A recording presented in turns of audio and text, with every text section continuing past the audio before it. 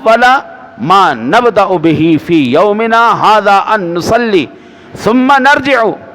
فننحر من فعلها فقد اصاب سنتنا ومن ذبح قبل ان نصلي فانما هو لحم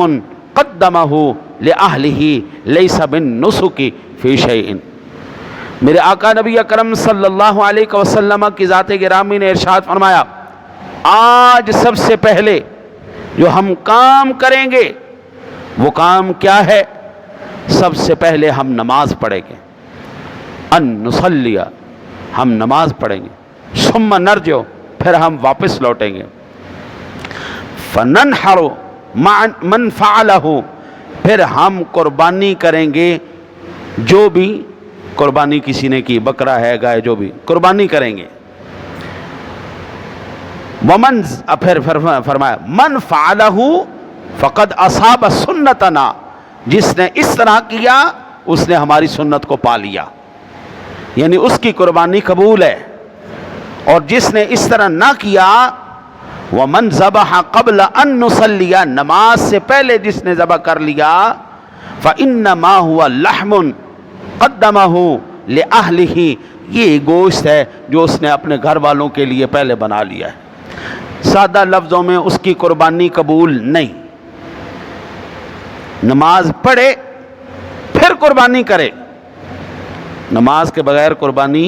نہ کرے، اگر کرے گا تو قربانی قبول نہیں ہوگی۔ پھر سیدنا انس رضی اللہ تعالیٰ عنہ فرماتے ہیں، کریم آقا جی علیہ الصلوۃ والسلام کی ذات گرامی نے ارشاد فرمایا، من ذبح بعد الصلاۃ فقد تم نسکہ واصاب سنت المسلمین، جس نے نماز کے بعد ذبح کیا اس کی قربانی پوری ہو گئی اور وہ مسلمانوں کی سنت پر چلا۔ اچھا جی، اب یہاں پر ایک اور مسئلہ بھی سماعت فرما لیں، ضروری نہیں ہے کہ اپنی مسجد میں ہی نماز پڑھ کے